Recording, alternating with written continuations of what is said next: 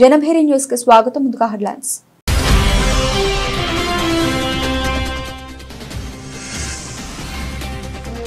Trump Putin చర్చలను స్వాగతించిన భారత్. సమావేశానికి ముందు ప్రధాని మోదీతో ఫోన్లో మాట్లాడిన పుతిన్.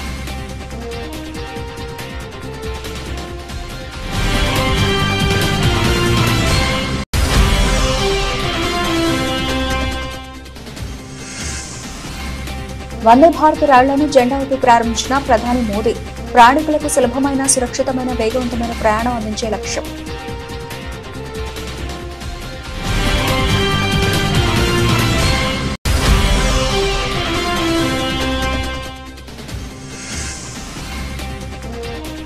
పాకిస్తాన్ గుండెల్లో గుబులు పుట్టించిన ఆపరేషన్ సింధూర్. బయటపడ్డ కీలక విషయాలు.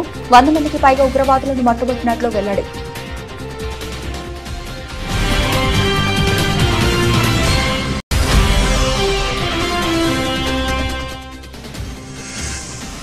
ఆపరేషన్ సింధూర్ను చదరంగ ఆటగా అభివర్ణించిన ఆర్మీ చీఫ్. సైన్యానికి పూర్తి స్వేచ్ఛ ఇచ్చారని వెల్లడి.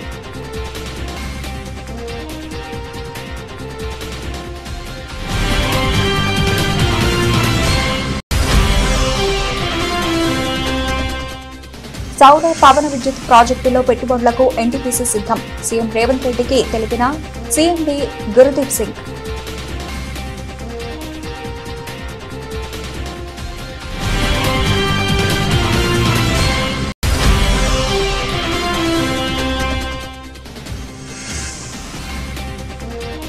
నెల్లూరు భగత్ సింగ్ కాలనీలో 633 మందికి పట్టాల పంపిణీ. వర్చువల్ గా పాల్గొన్న సీఎం చంద్రబాబు.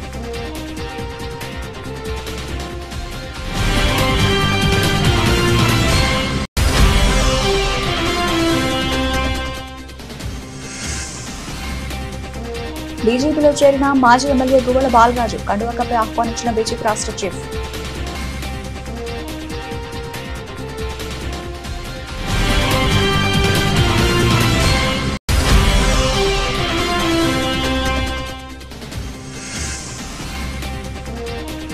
నోటిఫికేషన్ వచ్చిన తర్వాత ఎన్నికల బూతులను మారుస్తారా? ఆగ్రహం వ్యక్తం చేసిన శాసనమండలి ప్రతిపక్ష నేత బొత్స సత్యనారాయణ.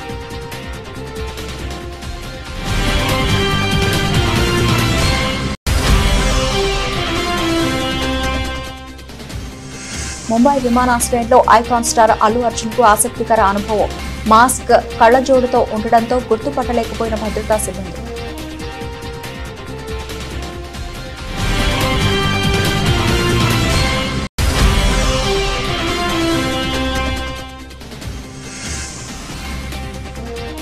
కోహ్లీ రోహిత్ కు బీసీసీఐ బిగ్ షాక్. జట్టులో కొనసాగాలంటే విజయ్ హజారే ట్రోఫీ ఆడాలని షరతు.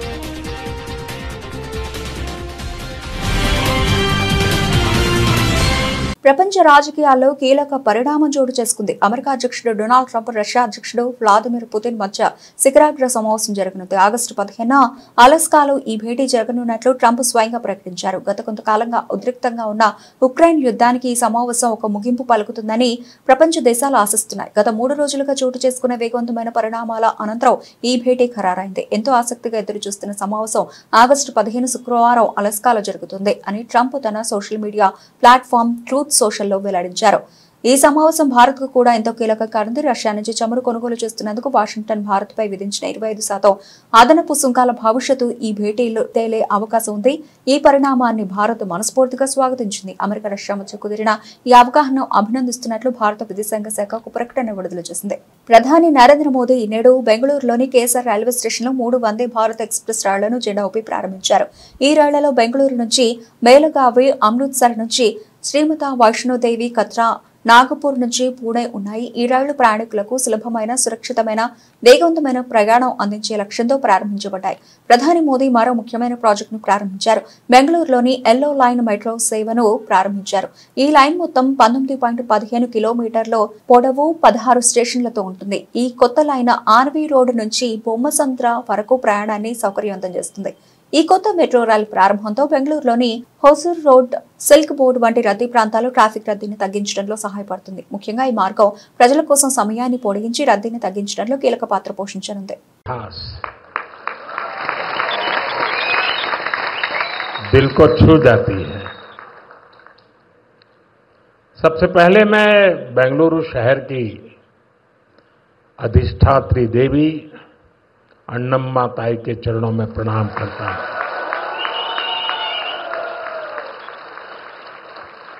सदियों पहले नाड़ प्रभु केम्पेगौड़ा जी ने बंगलुरु शहर की नींव रखी थी। उन्होंने एक ऐसे शहर की संकल्पना की थी जो अपनी परंपराओं से भी जुड़ा हो और साथ ही प्रगति की नई ऊंचाइयों को भी छुए। बेंगलुरु ने अपनी उस स्पिरिट को हमेशा जिया, हमेशा उसे सहज कर रखा और आज बेंगलुरु उस सपने को साकार कर रहा है। साथियों, बेंगलुरु को हम एक ऐसे शहर के रूप में उभरता देख रहे हैं जो न्यू इंडिया के राइज का सिंबल बन चुका है। एक ऐसा शहर जिसकी आत्मा में तत्वज्ञान है और जिसके एक्शन में टेक ज्ञान है। एक ऐसा शहर जिसने ग्लोबल आईटी मैप पर भारत का परचम लहराया है। बेंगलुरु की इस सक्सेस स्टोरी के पीछे अगर कोई है तो वो यहां के लोगों की, आप सबकी मेहनत और आप सबकी टैलेंट है। సరిహద్దు ఆవల నుంచి ఉగ్రవాదాన్ని ప్రేరేపిస్తున్న పాకిస్తాన్ కు భారత్ గట్టి గుణపాఠం చెప్పినట్టు భారత వాయుసేన chief air chief marshal Amarpreet Singh వెల్లడించారు. ఆపరేషన్ సింధూర్ లో భాగంగా పాకిస్తాన్ కు చెందిన 6 విమానాలను కూల్చివేసినట్లు ఆయన ధృవీకరించారు. ఇందులో 5 ఫైటర్ జెట్లతో పాటు అత్యంత కీలకమైన నిఘా విమానం కూడా ఉందని తెలిపారు. బెంగళూరులో జరిగిన ఎయిర్ చీఫ్ మార్షల్ ఎల్ఎం కాత్రే స్మారకోపన్యాస కార్యక్రమంలో ఆయన ప్రసంగించారు. ఈ ఏడాది ఏప్రిల్లో పహల్గాంలో జరిగిన ఉగ్రదాడిలో 26 మంది అమాయకులు ప్రాణాలు కోల్పోయిన ఘటనకు ప్రతిస్పందనగా మే 7న ఆపరేషన్ సింధూర్ను ప్రారంభించినట్టు ఆయన వివరించారు. ఈ ఆపరేషన్లో భాగంగా పాకిస్తాన్ పాక్ ఆక్రమిత కశ్మీర్లోని 9 ఉగ్రవాద శిబిరాలను లక్ష్యంగా చేసుకున్నామని, 100 మందికి పైగా ఉగ్రవాదులను మట్టుబెట్టామని రక్షణ వర్గాలు వెల్లడించాయి. That is Shahbaz, their Jacobabad airfield, one of them again, major airfield that was attacked. And here there's an F-16 hangar, which you can see here. And here this is the photograph again from open source, from one of their earlier picture of the same hangar. And here that hangar, which is one half of the hangar is gone.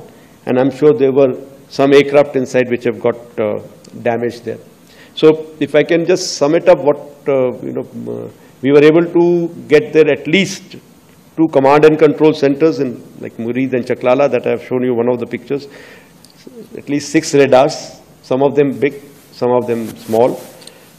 2 SAGW system that is in Lahore and Okara. Then of course runway at Sargoda and Rahimia Khan. 3 hangars that we attacked. One was of course Sukur, the UAV hangar, the Bholari hangar of AEWNC, and Jacobabad, the F-16 hangar. And we have indication of at least 1 AEWNC in that AEWC hangar and a few F-16s which were under maintenance there.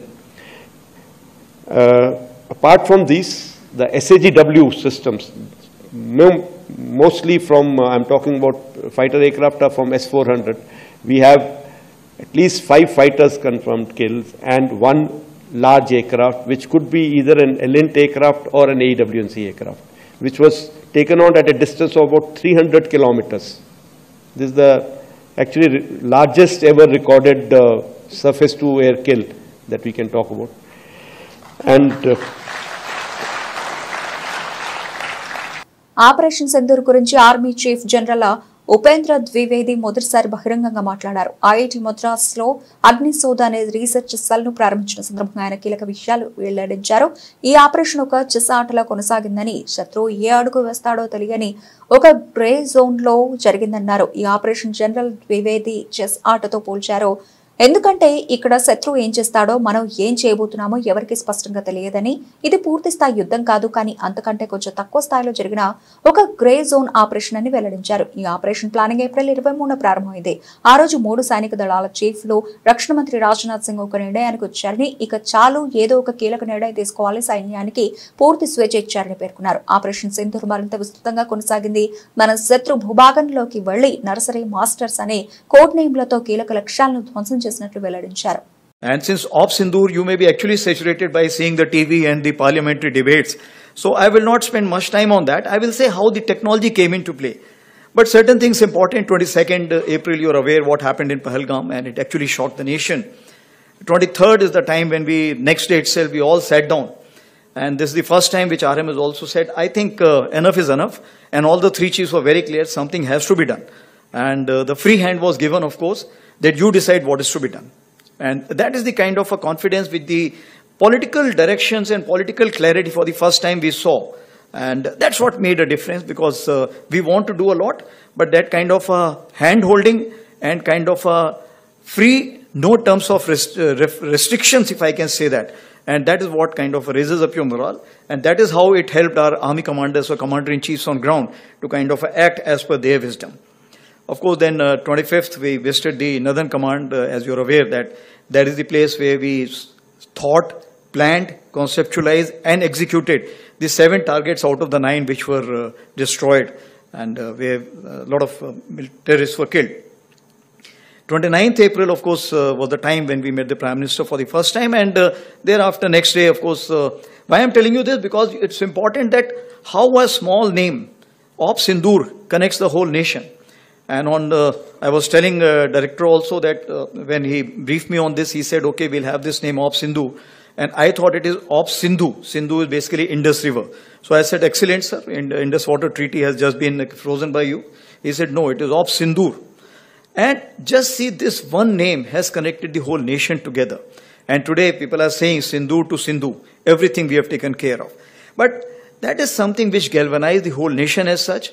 And the soldiers per se, because when I went on ground and I told them that, look, any sister, mother, daughter, whenever she applies the vermilion or the sindoor, she will always remember the soldier. And I think that was the connect.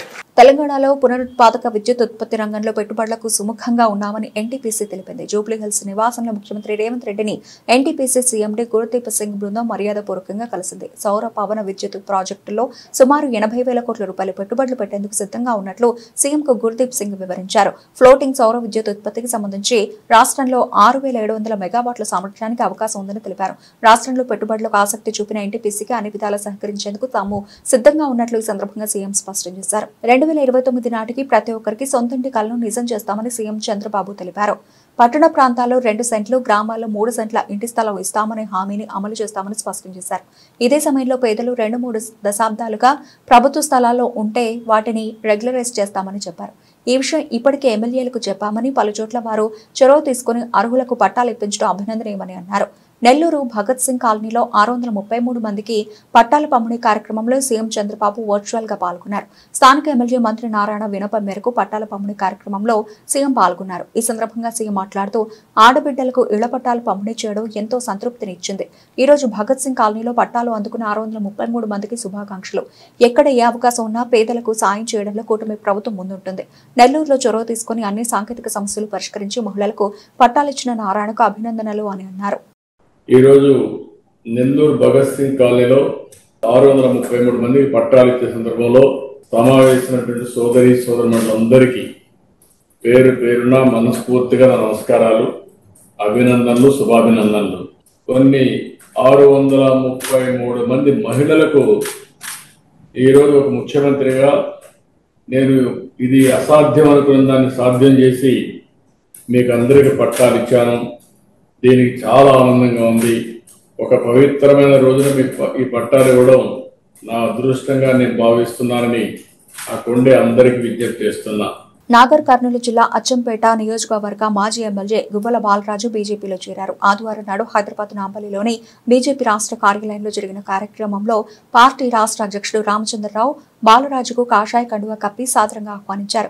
గువ్వలతో పాటు ఆయన అనుచరులు, నియోజకవర్గానికి చెందిన పలువురు నాయకులు కూడా BJP సభ్యత్వం స్వీకరించారు. కొన్ని రోజుల క్రితం బీఆర్ఎస్ పార్టీకి రాజీనామా చేసినప్పటికీ గువ్వల బాలరాజు ఏ పార్టీలో చేరతారనే దానిపై తీవ్రమైన చర్చ నడిచింది. గతంలో తనపై దాడి జరిగినప్పుడు పార్టీ నాయకత్వం అండగా నిలవలేదని, తనకు తగిన ప్రాధాన్యం ఇవ్వలేదని ఆయన బీఆర్ఎస్ పై తీవ్ర అసంతృప్తి వ్యక్తం చేశారు. ఈ నేపథ్యంలోనే ఆయన పార్టీని వీడగా తాజాగా బీజేపీలో చేరడంతో ఊహాగానాలకు తెరపడింది. ఈ సందర్భంగా బీజేపీ రాష్ట్ర అధ్యక్షుడు రామచంద్రరావు మాట్లాడుతూ ప్రధాని నరేంద్ర మోదీ అమలు చేస్తున్న ప్రజా సంక్షేమ పథకాలు, దేశవ్యాప్తంగా బీజేపీకి పెరుగుతున్న ఆదరణ చూసి గువ్వల బాలరాజు పార్టీలో చేరారని నిర్ణయించుకున్నారని తెలిపారు. తెలంగాణలో పార్టీ బలోపేతానికి ఆయన సేవలను పూర్తిగా వినియోగించుకుంటామని హామీ ఇచ్చారు. ఈ కార్యక్రమంలో ఎంపీ లక్ష్మణ్, ఎమ్మెల్సీ అంజిరెడ్డితో పాటు ఇతర సీనియర్ నాయకులు పాల్గొని గువ్వల బాలరాజుకు శుభాకాంక్షలు తెలిపారు. మీకు ఎన్ని వచ్చినాయి? మొదటిసారి ఫోన్ చేస్తే పోటీ చేసేసి దాకరన్నా 15,000. ఆయన ఒక రకంగా చెప్తే బ్యూరోక్రాట్ పదవిలో ఉన్నారు, చైర్మన్గా ఒక డిపార్ట్మెంట్లో పనిచేసిండ్రు. ఈ జాతీయవాదం నచ్చి అక్కడ కోన్ పూస్తా కొల్లాపూర్ అన్నప్పుడు కొల్లాపూర్ దేశ రక్షణ కావాలని కోరుకుంటుంది. కాబట్టి నేను అక్కడ వెళ్ళి పోటీ చేస్తా అంటే వారికి మొదటిసారి 15,000, రెండవసారి కూడా అద్భుతమైనటువంటి 30,000. రాబోయేది ఒక్కొక్క నియోజకవర్గంలో 1,00,000 ఓట్లు రాబోతా ఉన్నాయి. పులివెందుల జెడ్పీటీసీ ఎన్నికల్లో గెలుపు కోసం అధికార తెలుగుదేశం అన్ని అడ్డుదోవలు తొక్కుతోందని శాసనమండలి ప్రతిపక్ష నేత బొత్స సత్యనారాయణ మండిపడ్డారు. విశాఖపట్నం క్యాంపు కార్యాలయంలో మీడియాతో మాట్లాడుతూ ఎన్నికల నోటిఫికేషన్ వచ్చిన తర్వాత పోలింగ్ కేంద్రాలు మార్చడం ఎప్పుడూ చూడలేదని ఆగ్రహం వ్యక్తం చేశారు. పులివెందుల్లో పోలీసులు, తెలుగుదేశం నాయకులు కలిసిపోయి పనిచేస్తున్నారని, వారి ప్రోత్సాహంతోనే ఎమ్మెల్సీ రమేష్ యాదవ్ పై దాడి జరిగిందని ధ్వజమెత్తారు. ఈ దాడిలో బాధితులపైన పోలీసులు ఎస్సీ ఎస్టీ అట్రాసిటీ కేసులు ఎలా పెడతారని ప్రశ్నించారు. ఒక వర్గం కూడా సంతృప్తికరంగా లేదు అనే విషయాన్ని మనం చెప్పడం కూడా జరిగింది. మళ్ళీ చెప్తున్నాను, ఇవాళ వచ్చి రాష్ట్రంలో కడప జిల్లాలో 2 జడ్పీటీసీలకి ఎన్నికలు జరుగుతున్నాయి. It's okay. ఒకటి పులివెందుల, ఇంకోటి వచ్చి అన్నమయ్య జిల్లాలో. కోర్టు నుంచి మళ్ళీ ఆర్డర్ తీసుకొచ్చుకున్నారు, ఎన్నికలు జరుగుతున్నాయి. ఓకే. దాని గురించి ఏకంగా చట్టాన్ని చేతిలో తీసుకుని ఇష్టారాజ్యంగా ఒక బలహీన వర్గమైన ఒక ఎమ్మెల్సీ, మా ఎమ్మెల్సీ యాదవ్ని అతని మీద దౌర్జన్యం చేసి, అతని మీద దాడి చేసి, కాకుండా పైపెచ్చు ఆ రోజు సాయంత్రం అవతల పక్క నుంచి పోలీసు, తెలుగుదేశం వాళ్ళిద్దరూ కూడా పార్టీ కార్యకర్తలు ఇద్దరు కుమ్మక్కై ఒక కేసును వచ్చి రిజిస్టర్ చేశారు. దేవురంటే ఎర్రగొండ బాలపాలెం అనుకుంటా, నల్లగొండ బాలపాలెం. ఒక ఎస్సీ ఎస్టీ కేసు రిజిస్టర్ చేసి ఎవరైతే యాక్టివ్గా ఉండి బూత్ ఏజెంట్ కింద కూర్చొని, లేదు ఊర్లో పెద్దలుగా ఉంటారో వాళ్ళందరినీ కూడా ఈరోజు కస్టడీలో తీసుకున్నారు. ఎన్నికల్లో వాళ్ళు వచ్చి పాల్గొనకుండా ఉండాలని. దేనికోసం? ఒక జడ్పీటీసీ ఎన్నికల కోసం ఇంత అరాచకం తీయవలసిన అవసరం ఉన్నదా చంద్రబాబు నాయుడు గారు? ఇది ప్రజాస్వామ్యమా? అసలు ఎన్నికల కమిషన్ కూడా అందుకే నిన్న కూడా అడిగాం, ఇవాళ కూడా అడిగాం. ఎన్నికల ప్రక్రియ ప్రారంభమైన తర్వాత, నామినేషన్ ప్రక్రియ ప్రారంభమైన తర్వాత పోలింగ్ స్టేషన్ మార్చే కార్యక్రమం ఎక్కడ ఉందండి? పోలింగ్ స్టేషన్ మాత్రమే కాదు, ఒక ఊరిలో ఉన్న ఓట్లని ఈ ఊరు ఓట్లు తీసుకెళ్ళి హ్యామ్లెట్ క్యాంప్లో పెట్టడం, హ్యామ్లెట్ క్యాంప్ తాలూకా ఓట్లు తీసుకెళ్ళి ఇంకో హ్యామ్లెట్ క్యాంప్లో పెట్టడం. అలాగే ఒక ఊరు నుంచి ఒక ఊరికి, ఆ ఊరిలో ఉన్న బూతుల ఆ ఊరిలో కాదు, వీళ్ళు అక్కడికి వెళ్ళి పోటీ చేయాలి, వాళ్ళు వచ్చి ఇక్కడికి వెళ్ళి పోటీ చేయాలి. ఇలా ఎక్కడిది? ఎన్నికలు ప్రకటించుకుంటే సరిపోయాయి కదా. మరి కోర్టుకు పోయింది మీరే కదా ఎన్నికలు పెట్టాలని. ఏదో సాధించేసాం, అమ్మ పులివెందులో జడ్పీటీసీకి వెళ్తేస్తే ఏదో అన్నపైన ప్రమాణం అయిపోతుంది అని చూపెట్టాలని ఆలోచన చేస్తాం. ఎన్ని వంకలు తిరిగినా, ఎన్ని తలకైనా తపస్సు చేసినా అది జరగదు. మీరు ఎన్ని కుతంత్రాలు చేసినా. కానీ ఇది కరెక్ట్ సాంప్రదాయం కాదు. ఇక్కడ రోజు పత్రిక తిరిగేస్తే టీవీ ఆన్ చేస్తే ఎక్కడో రాష్ట్రంలో ఎక్కడో అక్కడ ప్రతి ఏదో ప్రాంతాల్లో 2-3 ప్రాంతాల్లో హత్యలు, లేకపోతే కిడ్నాప్లు, లేకపోతే కొత్తగా వచ్చిన కల్చర్ మన రాష్ట్రానికి డ్రగ్స్. ఇంతకుముందు ఎప్పుడు లేదు. అదో ఉంటే కింద మీద ఉంటే ఏదో ఎక్కువగా తాగి పడిపోవడమో లేకపోతే ఏ గంజాయినో అనేది ఉండేది. కానీ డ్రగ్స్ అనేది ఇప్పుడు డ్రగ్స్ ఇప్పుడు ఈ రాష్ట్రంలో ఉన్న పరిస్థితి లేదు. ఆడవాళ్ళ మీద మహిళల మీద అగాత్యాలు అయితే ఇంకా అన్నీ కాదు. ఒకసారి బేరీజ్ వేసుకోమండి. 14 నెలల కాలంలో గత 5 సంవత్సరాలు జరిగిన ఇన్సిడెంట్ని పట్టికేసుకోమనండి, క్రైమ్ రిపోర్ట్ తెప్పించుకోమనండి. తన రాజకీయ భవిష్యత్తుపై కొనసాగుతున్న ఊహాగానాలకు బీఆర్ఎస్ ఎమ్మెల్యే మాజీ మంత్రి మల్లారెడ్డి ఒక ప్రకటనతో తెరదింపారు. రాజకీయాల నుంచి తాను తప్పుకోవడం లేదని, చివరి వరకు క్రియాశీల రాజకీయాల్లోనే కొనసాగుతానని ఆయన స్పష్టం చేశారు. జపాన్లో ప్రజలకు ఏ విధంగా అయితే రిటైర్మెంట్ ఉండదో నాకు కూడా రాజకీయాలు రిటైర్మెంట్ లేదు అంటూ ఆయన ఆసక్తికరమైన వ్యాఖ్యలు చేశారు. తనకు ఇప్పుడు 73 ఏళ్లని, ఇంకా రాజకీయమే వద్దనుకుంటున్నానని మల్లారెడ్డి నిన్న వ్యాఖ్యానించడం చర్చనీయాంశంగా మారింది. మున్ముందు పూర్తి స్థాయిలో తన విద్యా సంస్థల విస్తరణపై దృష్టి కేంద్రీకరిస్తానని అన్నారు. అయితే ఇవాళ ఆయన తన వ్యాఖ్యలపై క్లారిటీ ఇచ్చారు. తాజాగా ఓ జర్నలిస్ట్ అడిగిన ప్రశ్నకు సమాధానమిస్తూ తాను రాజకీయాల నుంచి తప్పుకుంటున్నట్లు ఎప్పుడూ చెప్పలేదని ఆయన తెలిపారు. నేను నా విద్యా సంస్థలను దేశవ్యాప్తంగా విస్తరించానని చెప్పాను, అంతేగాని రాజకీయాలను వదిలేస్తానని అనలేదు. నా మాటలను కొందరు తప్పుగా అర్థం చేసుకున్నారు అని ఆయన వివరించారు. తన వ్యాపార ప్రణాళికలను రాజకీయాలకు ముడిపెట్టొద్దని ఆయన సూచించారు. రాజకీయాలకు దూరంగా ఉన్నారు కదా సార్, వారసత్వం మీద నాకు కొనసాగిస్తారా? దూరం ఏమి నేను అనలేదయా. నిన్న వాళ్ళు ఏదో రాంగ్ తోటి మెసేజ్ తోటి స్పీడ్ లో పోయింది. కానీ రాజకీయంలో రిటైర్మెంట్ ఉండదు, యాది పెట్టుకో. రాజకీయంలో రిటైర్మెంట్ ఉండదు. నేను విద్యా సంస్థలు దేశం అంతా ఓపెన్ చేస్తా అని చెప్పిన. రాజకీయంలోకి నువ్వు ఒక ఆయన అడిగిండు, విలేకరు తమ్ముడు అడిగిండు ఏంటంటే నువ్వు బీజేపీలోకి పోతావా తెలుగుదేశంలో పోతావా అని అడిగితే నేను ఏ దేశంలో పోను, ఏ పార్టీలో పోను, నేను ఇంకా నాకు 3 ఏళ్లు ఉంది, 73 సంవత్సరాలు ఉంది అని చెప్పిన. జపాన్లో రిటైర్మెంట్ లేదు, నాకు కూడా రిటైర్మెంట్ లేదు. తెలుగుదేశం హయాంలో జరిగిన మద్యం అవినీతి కేసులో పీకల్లోతు వరకు కూరుకుపోయిన చంద్రబాబు దానికి ప్రతీకారంగా సృష్టించిన లిక్కర్ స్కామ్ తో వేధింపులకు పాల్పడుతున్నారని తిరుపతి ఎంపీ మద్దెల గురుమూర్తి, రాజమహేంద్రవరం మాజీ ఎంపీ మార్గాని భరతులు మండిపడ్డారు. రాజమహేంద్రవరంలోని పార్టీ కార్యాలయంలో ఏర్పాటు చేసిన మీడియా సమావేశంలో వారు మాట్లాడుతూ లిక్కర్ స్కామ్ పేరుతో చంద్రబాబు సృష్టించిన బైతాల కథల్లో సంబంధం లేని ఎంపీ మిథున్ రెడ్డిని కుట్రపూరితంగా అరెస్ట్ చేశారని ఆగ్రహం వ్యక్తం చేశారు.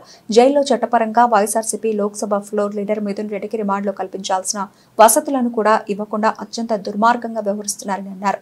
వాళ్ళతో ఈరోజు జైల్లోకి ఎంటర్ కావడం జరిగింది. కనీసం తన సోదరి రాఖీ కట్టడానికి రాఖీని కూడా లోపలికి అనుమతించినటువంటి పరిస్థితి. అడుగడుగున అడ్డుకోవడం, చెకింగ్లు చేయడం. ఏం తీసుకెళ్తాం?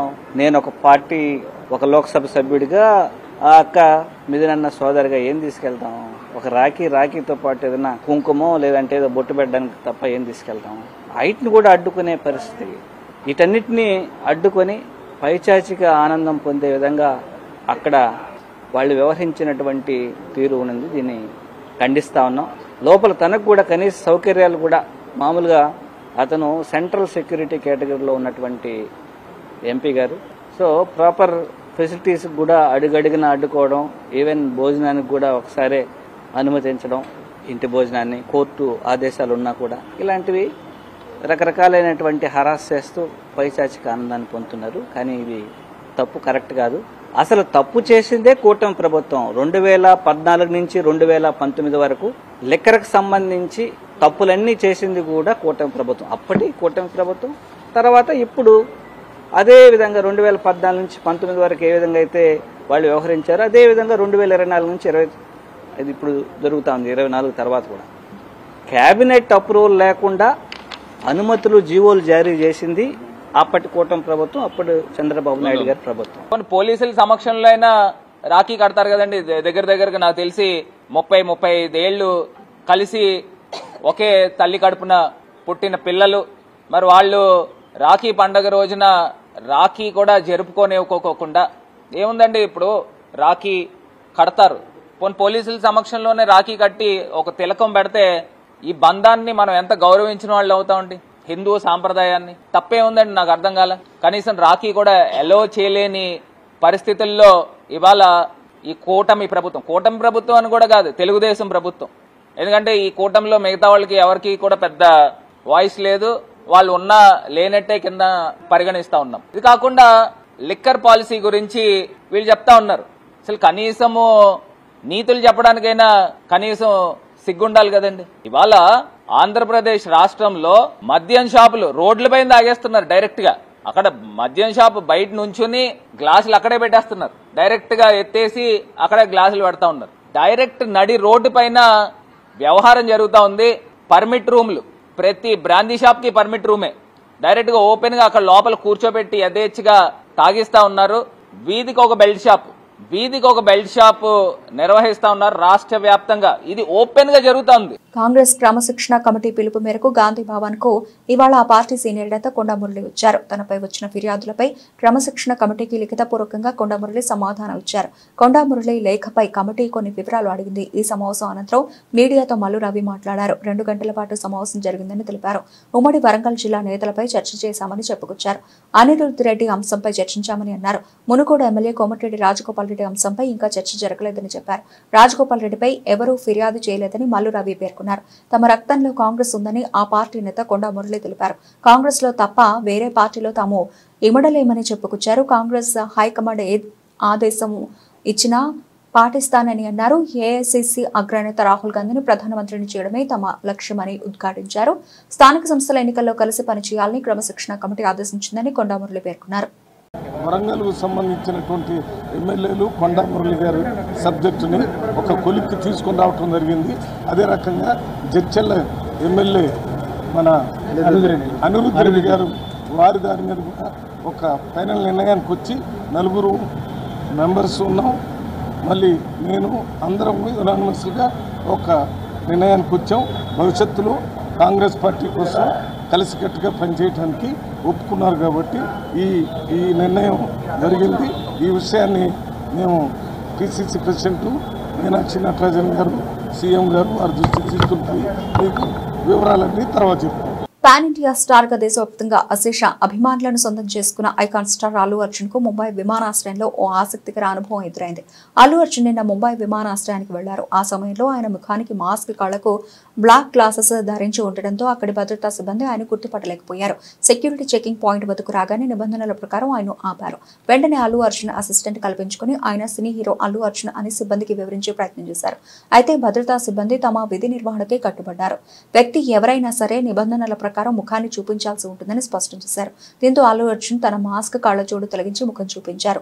ఆయన ముఖం చూసిన తర్వాత గుర్తుపట్టిన సిబ్బంది తనిఖీ ప్రక్రియను పూర్తి చేసి లోపలికి వెళ్లేందుకు అనుమతించారు. టెస్ట్లో T20 ఫార్మాట్లకు వీడ్కోలు పలికిన భారత క్రికెట్ దిగ్గజాలు విరాట్ కోహ్లీ, రోహిత్ శర్మల వన్డే భవిష్యత్తు ఇంకా ప్రశ్నార్థకంగానే మారింది. కేవలం వన్డేలకే పరిమితమైన ఈ ఇద్దరు సీనియర్ ఆటగాళ్లు 2027 ప్రపంచ కప్ లో ఆడాలన్న ఆశలకు బీసీసీఐ సెలక్షన్ కమిటీ ఓ పెద్ద షరతు విధించినట్టు జాతీయ మీడియాలో కథనాలు వస్తున్నాయి. వన్డే జట్టులో తమ స్థానాన్ని నిలబెట్టుకోవాలంటే వారు తప్పనిసరిగా దేశవాళీ క్రికెట్ లో ఆడాల్సిందేనని సెలెక్టర్లు స్పష్టం చేసినట్టు తెలుస్తోంది. విశ్వసనీయ వర్గాల సమాచారం ప్రకారం ఏడాది డిసెంబర్లో ప్రారంభమయ్యే విజయ్ హజారే ట్రోఫీ కోహ్లీ, రోహిత్ తప్పక పాల్గొనాలి. ఈ టోర్నీలో ఆడకుండా నేరుగా భారత జట్టులోకి రావడానికి అవకాశాలు దాదాపు మూసుకుపోయినట్టేనని ఆ కథనాలు పేర్కొంటున్నాయి. టెస్టులు, T20లకు దూరం అవ్వడంతో వారికి మ్యాచ్ ప్రాక్టీస్ గణనీయంగా తగ్గనుంది. ఈ నేపథ్యంలో వారి ఫిట్నెస్, ఫామ్ ను అంచనా వేయాలంటే దేశవాళీ క్రికెట్టే సరైన మార్గమని సెలెక్టర్లు భావిస్తున్నారు. 2027 ప్రపంచ కప్ కోసం మేము రూపొందిస్తున్న ప్రణాళికల్లో కోహ్లీ, రోహిత్ లేరు అని టీం మేనేజ్మెంట్ కు చెందిన ఒక కీలక వ్యక్తి చెప్పినట్టు ఓ ప్రముఖ పత్రిక నివేదించింది. ఇటీవల ఇంగ్లాండ్ పర్యటనకు వెళ్లాలని ఆ ఇద్దరు ఆటగాళ్లు ఆసక్తి చూపిన జట్టులోకి ఎంపికయ్యే అవకాశాలు లేవని సెలెక్టర్లు వారికి ముందే సూచించారని, అందుకే వారు ఆ ఫార్మాట్ నుంచి తప్పుకున్నారని కూడా ఆ కథనంలో పేర్కొన్నారు. బులెటిన్ ముగించే ముందు హెడ్లైన్స్ మరోసారి.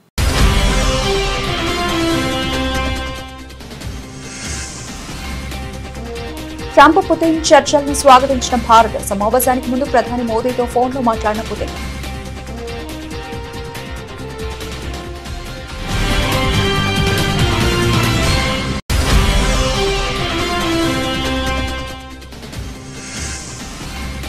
వందే భారత్ రైళ్లను జెండా ఊపి ప్రారంభించిన ప్రధాని మోదీ. ప్రయాణికులకు సులభమైన, సురక్షితమైన, వేగవంతమైన ప్రయాణం అందించే లక్ష్యం.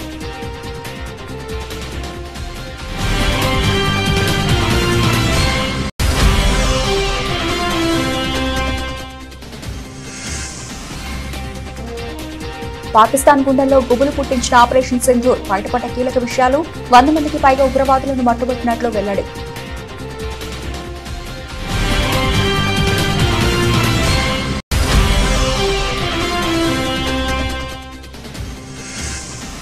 ఆపరేషన్ సింధూర్ను చదరంగ ఆటగా అభివర్ణించిన ఆర్మీ చీఫ్ సైన్యానికి పూర్తి స్వేచ్ఛ ఇచ్చారని వెల్లడి.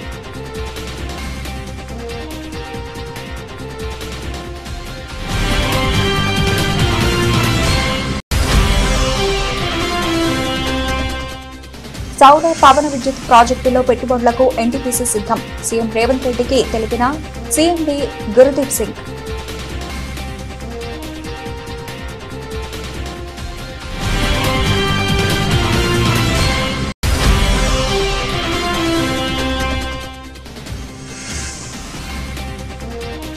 నెల్లూరు భగత్ సింగ్ కాలనీలో 633 మందికి పట్టాల పంపిణీ.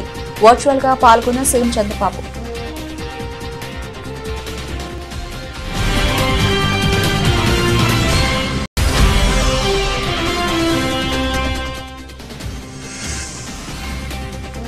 బీజేపీలో చేరిన మాజీ ఎమ్మెల్యే గువ్వల బాలరాజు కండువా కప్పి ఆహ్వానించిన బీజేపీ రాష్ట్ర చీఫ్.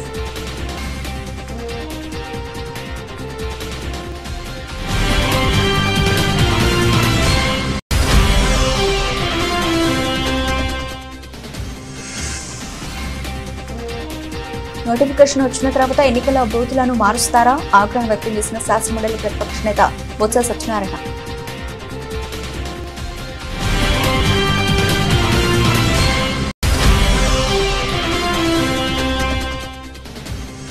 ముంబై విమానాశ్రయంలో ఐకాన్ స్టార్ అల్లు అర్జున్ కు ఆసక్తికర అనుభవం. మాస్క్ కళ్లజోడుతో ఉండడంతో గుర్తుపట్టలేకపోయిన భద్రతా సిబ్బంది.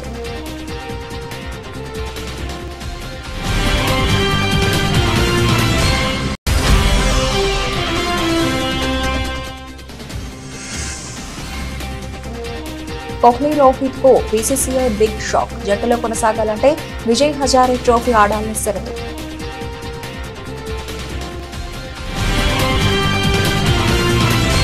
ఇవి ఇప్పటివరకు నవల్సిన అప్డేట్స్. మరిన్ని అప్డేట్స్ తో మళ్ళీ కలుద్దాం. అంతవరకు సెలవు. నమస్తే.